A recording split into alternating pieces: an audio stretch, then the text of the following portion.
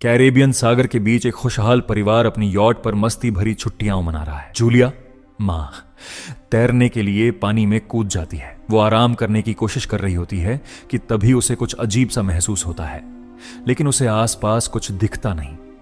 तो वो सोचती है शायद उसका वहम होगा। कुछ ही सेकंड बाद फिर वही अजीब एहसास होता है। इस बार भी कुछ दिखाई नहीं देता, लेकिन अब वो डर जाती है और यॉट की तरफ तैरने लगती है।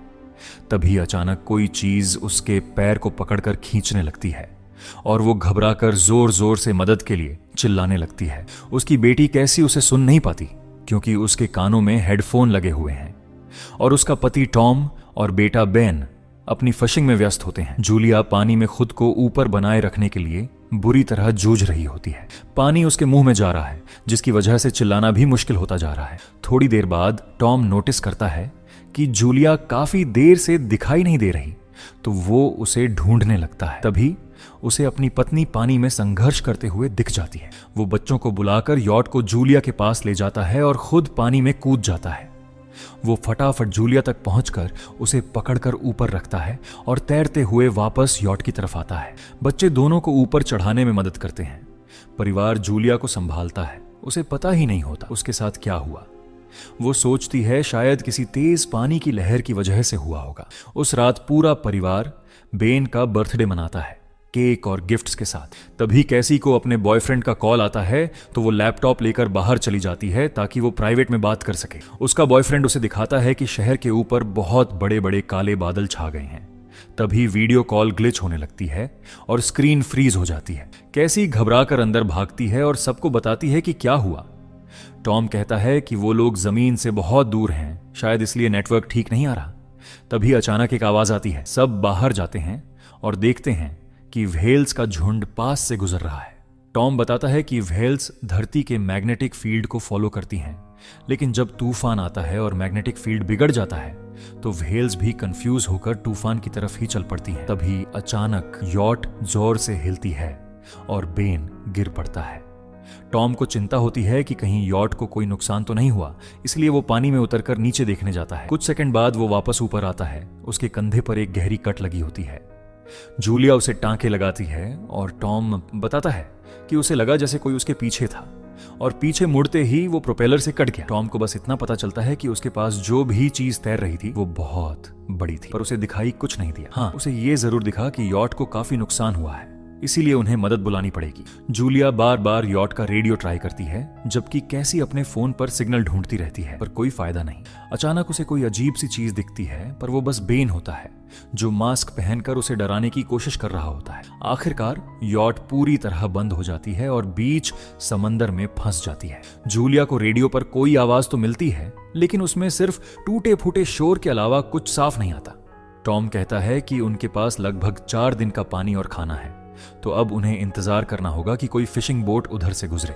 तभी रडार पर कुछ नजदीक दिखाई देता है और परिवार एक अजीब सी आवाज सुनता है। वे सब बाहर भागते हैं और हैरान रह जाते हैं। कई उल्कापिंड मीटियोराइट्स धरती पर गिर रहे होते हैं, जमीन पर जोरदार धमाके करते हुए। एक उल्कापिंड पानी में करीब ही गिरता है, तो टॉम जल्दी से यॉट को किसी तरह फिर से चलाने की कोशिश करता है। इंजन मुश्किल से आगे बढ़ रहा होता है कि तभी एक और उल्कापिंड पास के इलाके में गिरता है। परिवार डर के मारे एक दूसरे को पकड़कर खड़ा रहता है और टॉम नोटिस करता है कि ये आग के गोले उल्कापिंड नहीं बल्कि सैटेलाइट्स हैं। तभी बेन दिखाता है कि यॉट से धुआं उठ रहा है। टॉम जाकर चेक करता है और पक्का हो जाता है, इंजन पूरी तरह जल चुका है। हवा तेज होने लगती है तो परिवार अंदर छिप जाता है। किसी को पता नहीं चलता कि कंपास पागल सा घूम रहा है। यॉट हिलने डुलने लगती है और बेन फिर गिरकर चोट खा लेता है। लहरें यॉट पर जोर से टकराती हैं और टॉम हवा से लड़ते हुए बाहर रखे बॉक्स से लाइफ जैकेट निकालकर परिवार के पास लाता है। उसी समय बिजली चली जाती है तो टॉम जल्दी से पावर बॉक्स में जाकर बटन दबाता है। लाइट वापस आती है और बेन नोटिस करता है कि जूलिया की नाक से खून निकल रहा है। जूलिया चक्कर महसूस करने लगती है और कैसी उल्टी करने के लिए सिंक तक भागती है। टॉम रेडियो ट्राई करता रहता है, लेकिन कोई फायदा नहीं। अचानक परिवार को एक तेज चुभने वाली आवाज सुनाई देती है और हवा और भयानक हो जाती है। जूलिया दरवाजे बंद रखने की कोशिश करती है, लेकिन एक हैच खुल ही जाता है और हवा खिड़कियां तोड़ने लगती है। टॉम अंधेरा होने से पहले एक फ्लेयर जला देता है। अगली सुबह परिवार सदमे से उठता है और समझता है कि वो तूफान से बच तो गए, लेकिन यॉट लगभग पूरी तरह टूट चुकी है। जब परिवार बाहर निकलकर देखता है तो वो दंग रह जाता है। पूरी दुनिया के सारे समुद्र गायब हो चुके हैं और अब यॉट जमीन पर अटक गई है। कुछ देर रेगिस्तान जैसी सूखी धरती को घूरने के बाद परिवार सोचता है अब क्या किया जाए। कैसी फोन में सिग्नल ढूंढती है पर कुछ नहीं। बेन वहीं पड़े 2 मरे हुए केकड़ों से खेल रहा होता है। टॉम कंपास चेक करता है और पता चलता है कि धरती के पोल उलट गए हैं। आखिरी बार ऐसा 7 लाख साल पहले हुआ था। कैसी टूट जाती है जब उसे लगता है कि उसका बॉयफ्रेंड शायद मर चुका है और वो छिपने के लिए भागती है। जब जूलिया उसे दिलासा देने की कोशिश करती है तो कैसी गुस्से में उसे बाहर निकलने को कह देती है। उधर जूलिया और टॉम देखते हैं कि क्रैश के बाद कौन कौन सी चीजें बची हैं और बेन अपने जन्मदिन वाले गुब्बारे एक पत्थर से बांधकर ऊपर छोड़ता है, उम्मीद में कि शायद कोई और सर्वाइवर उसे देख ले। इसके बाद टॉम एक बार फिर रेडियो ट्राई करता है और इस बार उसकी बात एक आदमी से हो जाती है जिसका नाम नो नाव है और वो एक पनडुब्बी सबमरीन का कप्तान है। उसकी सबमरीन भी समुद्र के सूख जाने की वजह से जमीन पर फंसी हुई है। वो कंफर्म करता है कि मैग्नेटिक पोल उलट गए हैं जिसकी वजह से समुद्र पीछे हट गया और ज्यादातर जमीन पानी में डूब गई। नौ बताता है कि उसे अभी तक कोई और सर्वाइवर नहीं मिला और लगभग सारी कम्युनिकेशन सिस्टम्स बंद हो चुकी हैं। कभी कभी सिस्टम में हलचल आती है जिससे उसने अंदाजा लगाया है कि पोल फिर से उलट सकते हैं और समुद्र शायद 1 हफ्ते में वापस आ सकता है। नो परिवार को सलाह देता है कि वे जितनी ऊंचाई पर जा सकें जाए, क्योंकि जब ये उलटफेर होगा तो हालात बहुत हिंसक हो जाएंगे। उसका पार्टनर क्रैश में मर गया था और सबमरीन में सिर्फ 3 लोगों के लिए जगह है। जूलिया और टॉम उससे बच्चों को बचाने की गुजारिश करते हैं तो वो अपने कोऑर्डिनेट्स दे देता है। टॉम हिसाब लगाता है कि सबमरीन तक पहुंचने में 2 से 3 दिन लगेंगे। वह परिवार से कहता है कि आज रात अच्छे से आराम करें, कल सुबह जल्दी निकलना होगा। अगली सुबह परिवार सामान पैक कर रहा होता है कि टॉम दूर कुछ हिलता हुआ देखता है। वह एक लंगड़ा कर चलते हुए आदमी को देखता है, हाथ में एक जुगाड़ वाली हारपून और साथ में एक कुत्ता जो लगातार भौंक रहा होता है। टॉम उसके पास जाकर उसे पानी की बोतल देता है, लेकिन वो आदमी उसकी भाषा समझ नहीं पाता। पानी पीने के बाद वो अजनबी अचानक बोतल से टॉम को मारता है और उसके चेहरे पर लात मार देता है। डरी हुई जूलिया चीखते हुए वहां दौड़ती है, लेकिन देर हो चुकी होती है। वो आदमी पहले से ही टॉम के पेट में हारपून घोंप रहा होता है। टॉम कुछ सेकंड तक तड़पता है, फिर वो आदमी उसका गला भी काट देता है। इसके बाद वो आदमी जूलिया के पीछे भागने लगता है और हारपून भी फेंकता है जो उसके कंधे को काट कर निकल जाता है। लेकिन जूलिया किसी तरह भागते हुए वापस यॉट तक पहुंचती है और बच्चों को कहती है कि छुप जाओ, जबकि वो दरवाजे बंद कर देती है। भाई बहन सोफे के अंदर घुसकर छुप जाते हैं और जूलिया उन्हें फ्लेयर गन दे देती है। फिर वो खुद एक चाकू लेकर बाथरूम में छुप जाती है। वो आदमी जोर जोर से दरवाजा पीटता है जब तक कि उसे तोड़ न दे और अंदर घुस आता है। वह कुछ खाना उठाता है और यॉट में जगह जगह तलाशता हुआ आखिरकार बाथरूम की तरफ बढ़ता है। जूलिया बाथरूम की दीवार में बने एक छेद से बाहर निकलकर खुद को बचा लेती है। वो आदमी बाहर झांकता है लेकिन उसे जूलिया दिखाई नहीं देती। जैसे ही जूलिया धीरे धीरे भागने की कोशिश करती है, कुत्ता उसे देख लेता है और भौंकने लगता है। अचानक कुत्ता उस पर झपटता है और उसे जमीन पर गिरा देता है। जूलिया के पास कोई चारा नहीं बचता, उसे चाकू से कुत्ते को मारना पड़ता है। कुत्ते की चीख सुनकर वो आदमी बाहर आता है और कुत्ते को मरा हुआ देखकर टूट जाता है। इसी बीच जूलिया चुपके से यॉट के पीछे की तरफ जाकर ऊपर चढ़ती है ताकि टूटी हुई खिड़की से अंदर वापस जा सके। दुर्भाग्य से वह आदमी जूलिया को पहले ही ढूंढ लेता है और एक जोरदार मुक्के से उसे नीचे गिरा देता है। जूलिया फर्नीचर को पकड़कर खुद को खींचे जाने से रोकती है और जद्दोजहद में उसे आदमी को लात मारकर दूर धकेलने में कामयाबी मिलती है। फिर वो आदमी उसके हाथ पर पैर रख देता है ताकि जूलिया चाकू गिरा दे। वो उसके बाल पकड़कर उसका चेहरा जमीन पर दे मारता है और फिर उसे सोफे पर फेंक कर उसका गला दबाने लगता है। बच्चे ये सब देख रहे होते हैं और अब बर्दाश्त नहीं कर पाते। अचानक कैसी बाहर निकलती है और उस आदमी को फ्लेयर गन से शूट कर देती है। यॉट में एकदम से आग फैलने लगती है तो बच्चे बाहर भागते हैं, लेकिन जूलिया वापस अंदर जाती है, आदमी के चेहरे पर एक लात मारती है और जल्दी से कोऑर्डिनेट वाली मैप और उनके बैग उठाकर बाहर आती है। बैन और कैसी अपने पापा के शरीर से लिपट जाते हैं और कुछ देर बाद जूलिया भी उनसे जुड़ जाती है। तीनों रोते हुए आखिरी अलविदा कहते हैं। उसी समय वो डरावना आदमी यॉट से बाहर निकल आता है। परिवार तेजी से भागता है और पीछे से यॉट एक जोरदार धमाके के साथ फट जाती है। कुछ देर चलने के बाद वे एक छोटे से झरने के पास रुकते हैं ताकि थोड़ा आराम कर सकें। कैसी सोचती है कि शायद वो पागल आदमी गुब्बारों की वजह से उनके पास आ गया, जिससे बेन को बहुत अपराध बोध होने लगता है। जूलिया उसे समझाती है कि ये उसकी गलती नहीं थी और परिवार को आगे बढ़ने के लिए कहती है, क्योंकि वो आदमी अभी भी उनका पीछा कर रहा है। थोड़ा आगे एक छोटे तालाब के पास बेन एक हैमरहेड शार्क के शरीर देखकर हैरान रह जाता है। उसी समय जूलिया देखती है कि वो आदमी फिर से उनके करीब पहुंच रहा है, तो परिवार दोबारा भागने लगता है। वे एक रेत के टीले से नीचे उतरते हैं और वहां जहरीला कचरा पड़ा देखते हैं, जिसे पार करते हुए उन्हें बहुत सावधानी रखनी पड़ती है। थोड़ी देर बाद लगता है कि वो पीछा करने वाले से बच गए हैं। रास्ते में उन्हें जमीन पर फंसे कई और अजीब दृश्य दिखते हैं। विशाल मरे हुए समुद्री जीव, प्लास्टिक का ढेर और समंदर के नीचे की सारी गंदगी। बेन की चाल धीमी पड़ने लगती है और जूलिया समझ जाती है कि वो लगभग डिहाइड्रेट हो चुका है। वो सबको रोकती है ताकि आराम कर सकें और चौंक जाती है कि पानी की बोतल लगभग खाली है। कैसी मानती है कि शायद उसने बोतल ठीक से बंद नहीं की थी। जूलिया गुस्से में उस पर चिल्लाती है, लेकिन कैसी रोते हुए कहती है कि कोई फर्क नहीं पड़ता, हम वैसे भी बचने वाले नहीं हैं। काफी देर बहस और चिल्लाने के बाद परिवार फिर आगे बढ़ता है। आखिरकार उन्हें एक क्रैश हुआ विमान मिलता है। अचानक कुछ हिलता है और वे डर जाते हैं, लेकिन वो बस पक्षी होते हैं। वे फैसला करते हैं कि आज रात वहीं विमान के अंदर रुकेंगे। सब थोड़ी सी स्नैक शेयर करते हैं और जूलिया टॉम की जैकेट में रखी उनकी फैमिली फोटो देखकर टूट जाती है। कैसी पूछती है कि उसके माता पिता पहली बार कैसे मिले थे, तो जूलिया बताती है कि कैसे टॉम पहली बार उस अस्पताल में आया था जहां वो काम करती थी, और बाद में फूलों और एक खूबसूरत कविता के साथ उसने जूलिया से अपने प्यार का इजहार किया था। रात के बीच में कैसी बाहर जाती है पेशाब करने। उसी समय वो पागल आदमी अचानक पीछे से उस पर हमला करने आता है, लेकिन जूलिया उस पर कूद पड़ती है और गम और गुस्से में उसे कई बार चाकू मार देती है। कैसी को उसे गले लगाकर शांत कराना पड़ता है।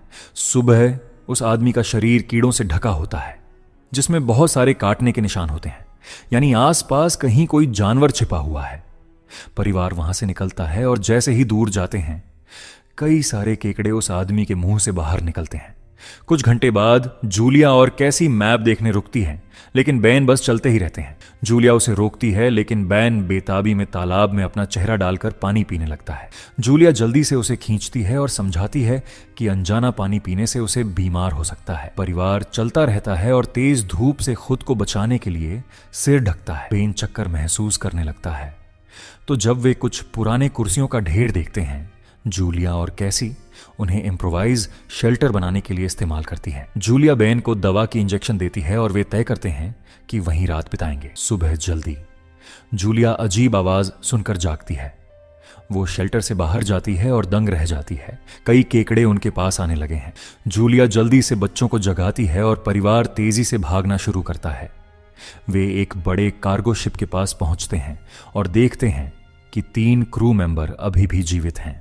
महिला मदद करना चाहती है, लेकिन 2 पुरुष मना कर देते हैं और परिवार को बाहर रखने के लिए कंटेनर बंद कर देते हैं। केकड़े लगभग पहुंच गए होते हैं, तो जूलिया बच्चों को कंटेनर की छत पर चढ़ने के लिए कहती है। जूलिया भी चढ़ती है, लेकिन केकड़े उसके पैर को जोर से काटने लगते हैं। भाई बहन अपनी मां को ऊपर खींचते हैं, नहीं तो वो नीचे खींच जाती। कंटेनर के साइड में एक छेद होता है, जिससे आधे केकड़े अंदर घुस जाते हैं। क्रू मेंबर गोली चलाते हैं, लेकिन केकड़े बहुत ज्यादा होते हैं। कुछ ही देर में केकड़े 2 क्रू मेंबर को मार देते हैं। अंतिम आदमी छत पर बने छेद तक पहुंचता है, लेकिन केकड़े उसे भी नीचे खींचकर मार देते हैं। इसके बाद जूलिया अपने पैर की चोट बांधती है और बेहोश हो जाती है। कुछ देर बाद वो एक रेत के तूफान में जागती है और खुद को अकेला पाती है। वो बच्चों को ढूंढने नीचे जाती है और पहले मृत महिला का हथियार उठा लेती है। जूलिया की चीख सुनकर कैसी जल्दी वापस आती है और बताती है कि वे मदद ढूंढने गए थे, लेकिन किसी को नहीं पाया। फिर वे बेन के पास मिलते हैं, जिसने एक खुला कंटेनर ढूंढ लिया है जहां वे तूफान के खत्म होने तक रुक सकते हैं। जूलिया टॉम का लाइटर इस्तेमाल करके अपनी चोटों को कॉटराइज करती है, जो बहुत दर्दनाक होता है। तूफान के खत्म होने के बाद परिवार एक और कंटेनर में बहुत सारी पानी की बोतलें पाता है। फिर वे शवों की जांच करते हैं और रेडियो और बंदूक पाते हैं। जूलिया नो को कॉल करती है और बताती है कि मैप खो गया। नो बताता है कि उसे भी आर्थ्रोपॉड्स, अजीब जीव ने हमला किया था। ये जीव गहरे पानी के हैं। लगता है कि ऑक्सीजन ने उन्हें पागल कर दिया। नो परिवार से कहता है कि जल्दी करें, क्योंकि उसके उपकरणों ने कैलकुलेट किया है कि समुद्र जल्दी लौटेगा। उनके पास सिर्फ कुछ घंटे हैं।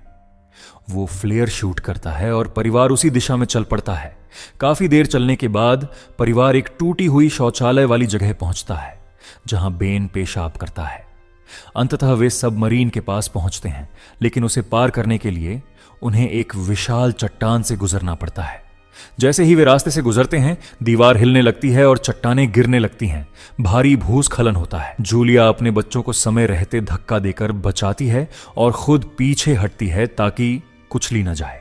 अब उनके रास्ते में चट्टान की दीवार आ गई है। जूलिया बच्चों से कहती है कि वे बिना उसके आगे बढ़ जाएं, लेकिन कैसी मना कर देती है और मां को चढ़ने की कोशिश करने कहती है। बहस होती है। बहुत चिल्लाने के बाद जूलिया वादा करती है कि वह बाद में बच्चों को ढूंढेगी। अनिच्छुक कैसी आखिरकार अपने भाई को खींचकर आगे ले जाती है। बच्चे बाकी चट्टानी रास्ता पार करते हैं और सबमरीन की ओर भागते हैं, लेकिन वहां नौबाहर खून में गिरा है। वो बच्चों से कहता है कि अब उसकी बारी खत्म हो गई, बच्चों को सबमरीन लेने दो। जूलिया देखकर डर जाती है। केकड़े आ रहे हैं और गोली चलाकर कुछ मारती है, लेकिन झुंड बहुत बड़ा है और सभी को नहीं रोक पाती। उसी समय कैसी दीवार की छत पर आती है और अपना हाथ देती है। जूलिया घायल पैर के साथ तेजी से चढ़ती है। कैसी की मदद से वह दूसरी ओर पहुंचती है और वे सब मिलकर सबमरीन की ओर भागते हैं। बेन पहले से ही छत पर खड़ा है और अपनी गोली चलाकर केकड़ों को ध्यान भटका रहा है ताकि परिवार अंदर चढ़ सके। केकड़े नो के शरीर को पाते हैं और तुरंत उस पर हमला करते हैं। जूलिया बंदूक लेकर लगातार फायर करती है और बच्चों को अंदर जाने देती है। जब सभी सुरक्षित पहुंच जाते हैं तो जूलिया देखती है कि उसकी गोलियां खत्म हो गई हैं। वो बंदूक केकड़ों की ओर फेंक देती है और बच्चों के पास अंदर चली जाती है। परिवार सुनिश्चित करता है कि हैच ठीक से बंद हो और खिड़कियों के बाहर केकड़े सबमरीन को घेरे हुए हैं। तभी समुद्र लौटता है। तीनों जल्दी से अपनी सीट पर बैठते हैं, बेल्ट पहनते हैं और हाथ पकड़ते हैं। तूफानी लहरें सबमरीन पर टकराती हैं और उसे उछालती हैं, जिससे जूलिया को सब हुआ घटनाएं दिखाई देती हैं और कैसी उल्टी कर देती है। जल्दी ही तेज आवाज फिर आती है और परिवार बेहोश हो जाता है। कुछ देर बाद जूलिया और बच्चे जागते हैं और खुशी मनाते हैं कि वे जीवित हैं। वे हैच खोलते हैं और बाहर निकलते हैं। देखते हैं कि लहरों ने सबमरीन को एक नष्ट हुई शहर में गिरा दिया है। मतलब अब उनके पास बचने और फिर से नई शुरुआत करने की उम्मीद है। अगर आप ऐसे और वीडियो देखना चाहते हैं तो सब्सक्राइब करें और नोटिफिकेशन ऑन करें। धन्यवाद।